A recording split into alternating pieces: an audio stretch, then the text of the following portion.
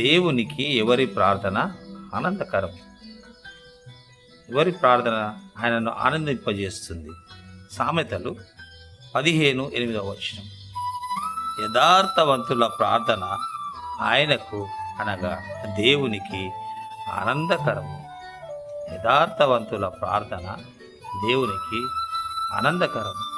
యథార్థవంతుల ప్రార్థన విని దేవుడు ఆనందించే దేవుడుగా ఉంటున్నాడు. మరి ప్రార్థనలు విని ఆయన ఆనందించే దేవుడుగా, సంతోషపడే దేవుడుగా దేవుడు ఉంటున్నాడు. అందుకే భక్తుడు రాస్తున్నాడు, యథార్థవంతుల ప్రార్థన దేవునికి ఆనందకరము. దేవుడు ఆనందించేది యథార్థవంతుల యొక్క ప్రార్థనా విన్నపములు, యథార్థవంతుల యొక్క విజ్ఞాపనలు, యథార్థవంతుల యొక్క మొరలు విని ఆనందించే దేవుడుగా దేవుడు ఉంటున్నాడు.